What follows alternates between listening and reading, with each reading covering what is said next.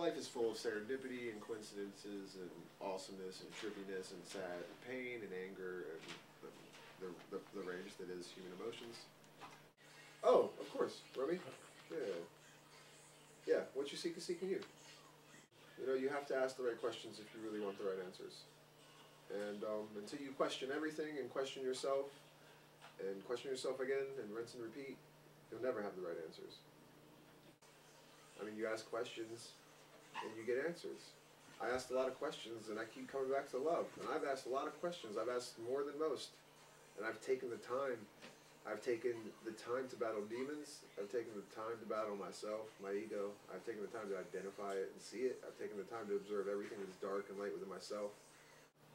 And Jesus and Buddha and Lao Tzu and Bruce Lee, the #1 thing that these idolized teachers taught was that they're not special and you can be like them, just like them. We put Einstein on this pedestal, and then yet we can't take the simple concept that he believed the most, which was we need to change our ways of thinking if we want to change the world. I mean, he's very clear too that any problem cannot be solved with the same manner of thinking and what's created it. And Efficiency is to do the same thing over and over, expect different results. Yeah. I view what is the whole of the human species, as it should be, as a single organism. I would go much deeper with that spiritually. I view the entire multiverse as a single organism. But let's focus on the human species.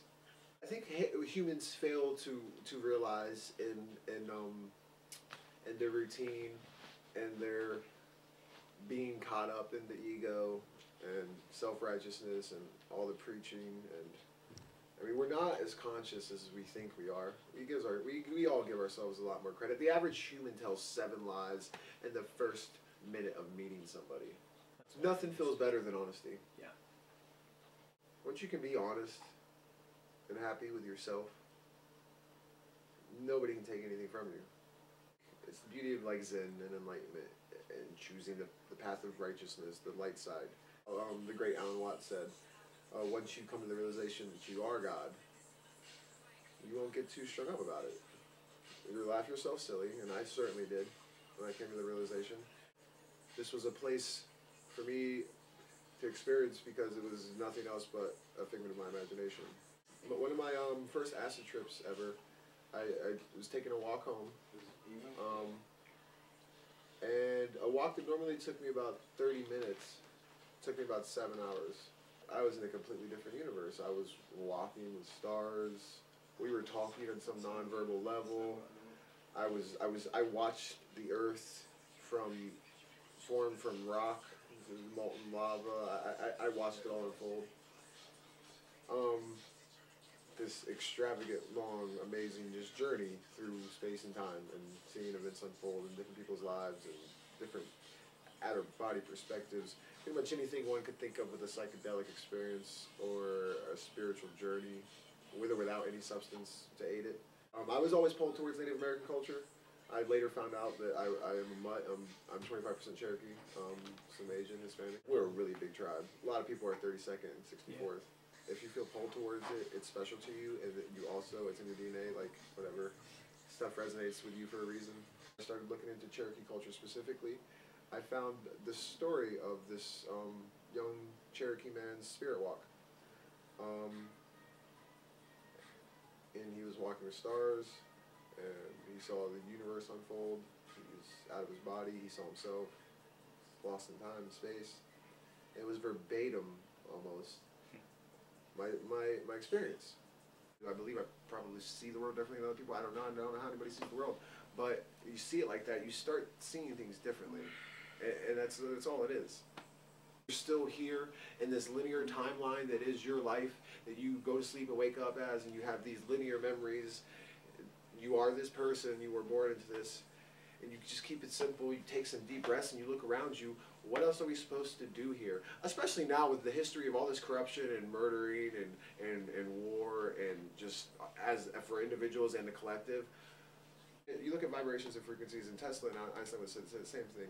The human collective consciousness has fucking achieved this like this vibration. Let's say truth is a straight line. Okay, the straight line is the truth. This is human evolution.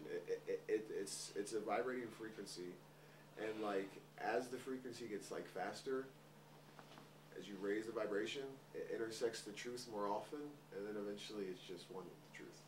The Fibonacci sequence, also known as Phi.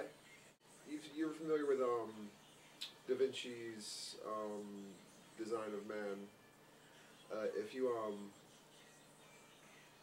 look at that, there's this ratio. I'm sure you've heard of the golden ratio. Everything on you is like symmetrical.